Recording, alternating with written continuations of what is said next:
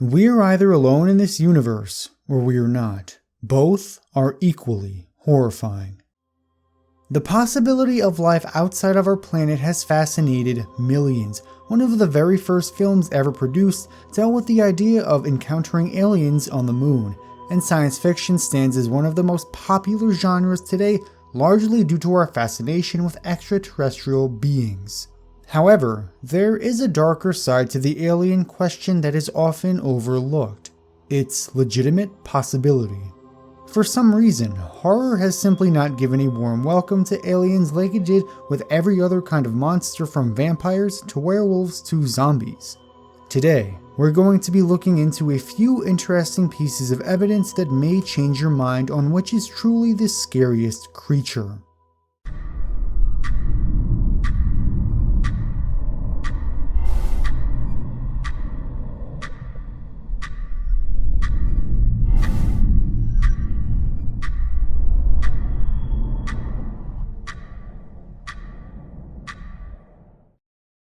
Hi everyone, I'm Eric Alden. I've always been fascinated by aliens from the time I watched X-Files when I was a kid.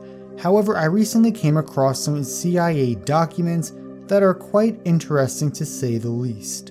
This declassified CIA document from 1984 reveals a few interesting things that our government has been involved in since the 1970s. Throughout the late 20th century, the US government organized something called the Stargate Project. The Stargate Project was a number of experiments dealing with the paranormal.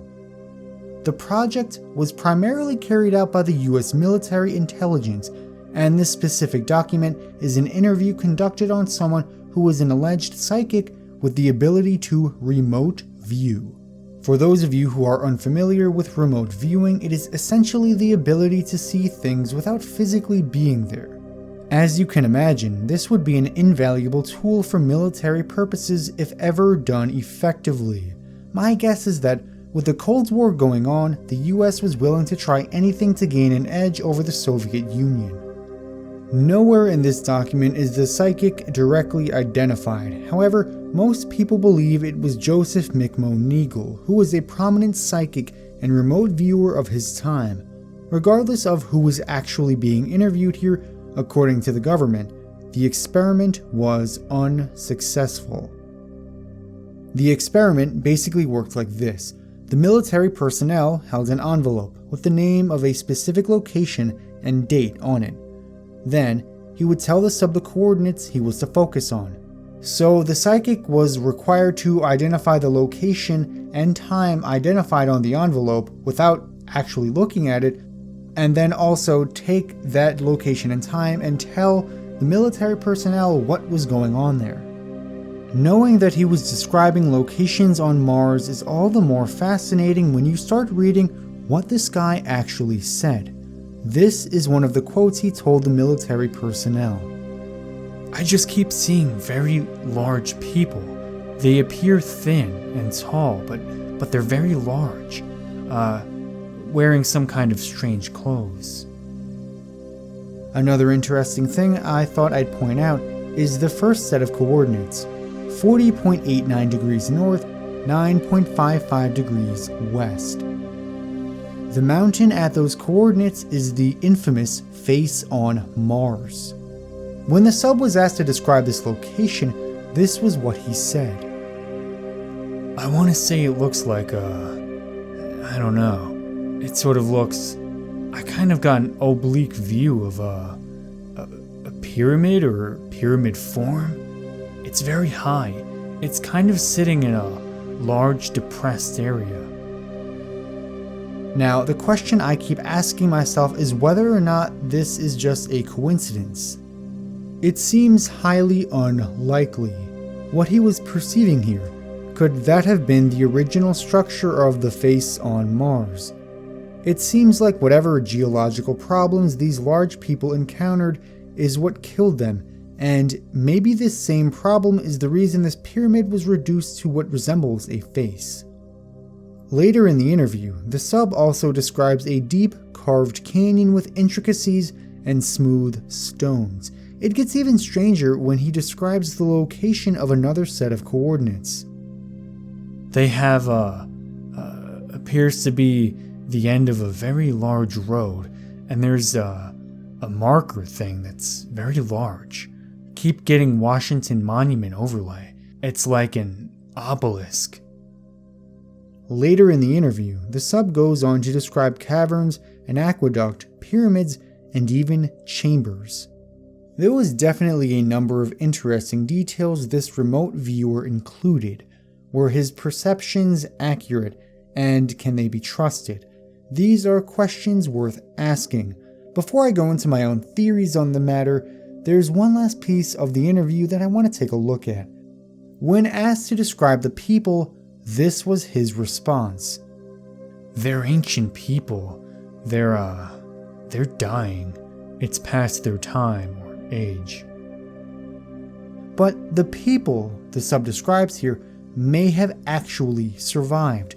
He goes into detail how this group of people sent out a party to search for a new place to live.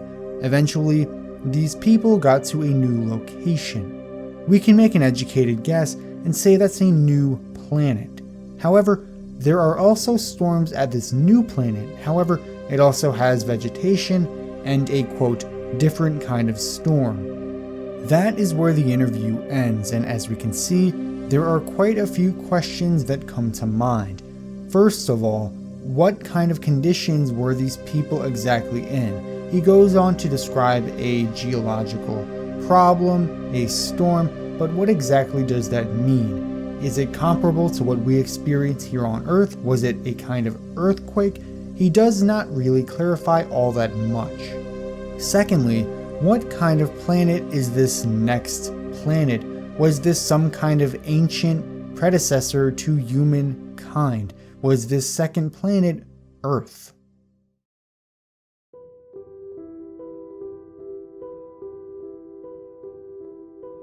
I think a potential possibility is maybe this remote viewer was full of crap and made it all up. Psychics have a tendency of doing that. The face on Mars was first photographed in 1976, and it has apparently been debunked by NASA as a natural landform. Obviously, this doesn't really fit with what happened in this interview, so either NASA is wrong or the psychic lied. I personally have a little bit more faith in NASA than I do some random psychic from the 70s, but not by much. Which leads me to my alternative theory. The scenario which this remote viewer was even partially correct, at least about there being some kind of people on Mars. Keep in mind, the date on the envelope was 1 million BC. Maybe whatever geological disaster that drove the people to flee Mars also destroyed whatever monuments they had constructed. It also becomes difficult to think about because our only standard for comparison is our own planet, Earth. We don't know exactly how old we are, nor do we know exactly how old the planet is. But one thing that can be said for sure is that the oldest man-made monument was constructed in around 3500 BC, the megalithic temples in Malta. That isn't exactly very old, and it could be either because humanity isn't that old, or we lacked the capacity to build things that could last for extended periods of time. It's definitely something to think about. Not to mention the difference in atmosphere and building materials, we could be completely comparing apples to oranges when comparing how long our monuments last as compared to how long this temple should have lasted.